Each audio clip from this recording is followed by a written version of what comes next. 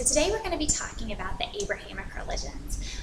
The reason they're called the Abrahamic religions is because all three religions, Judaism, Christianity, and Islam, can trace their founding back to one common ancestor, and that ancestor is Abraham. It's the same Abraham that you've maybe heard about in church or in temple or in the mosque, but it's all the same guy.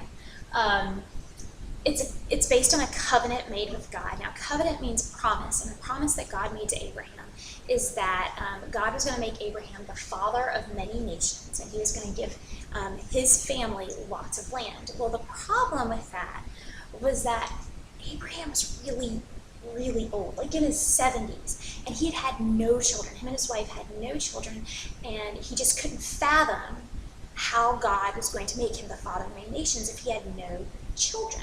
And he was already in his 70s, and his wife was like in her 60s or 70s.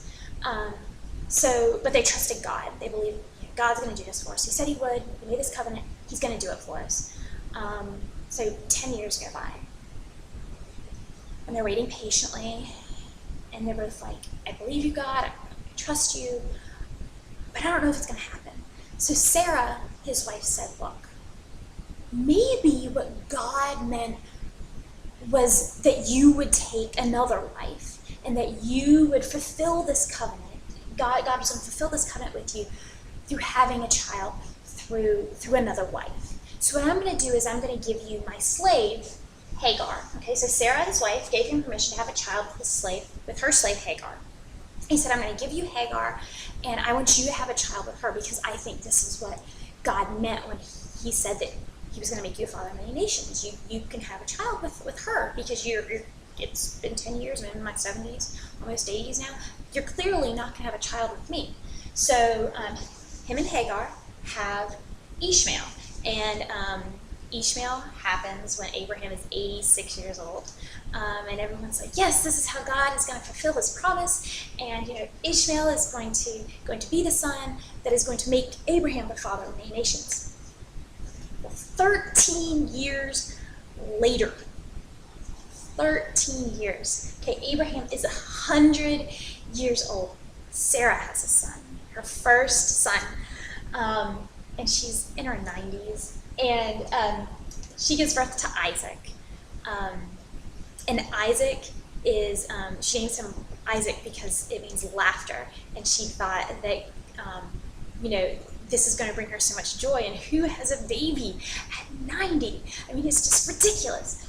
So Isaac means laughter. I thought that was really cool. So let's take a look at the family tree. Okay. Get this positioned better for you. There you go. Okay. Make sure it doesn't fall.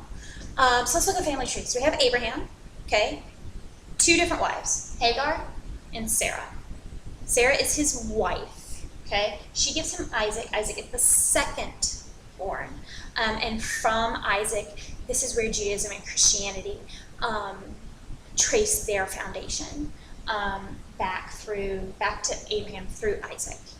Hagar, which is a slave, it was Sarah's slave, not his wife, it was more like a concubine, gives him Ishmael. And Ishmael is the firstborn, and this is where Islam traces its religion back to Abraham through. What happened was Sarah found Ishmael teasing Isaac one day, and Sarah got really upset because that's her boy, and you don't talk to my son that way. So she talked to Abraham. She said, I want Ishmael and Hagar to leave. And Abraham seemed to be a little conflicted about this because it's his son. And he talked to God, and God said, I'm going to take care of Ishmael. He's going to be, because he is your son as well, I'm going to take care of him. But it's okay to make them leave. So Hagar and Ishmael go off into the desert, and they find a home amongst Hagar's people in Egypt. But this is where the two religions become separated. Judaism and Christianity separate from Islam is because Ishmael and Hagar are kicked out because Ishmael makes fun of Isaac.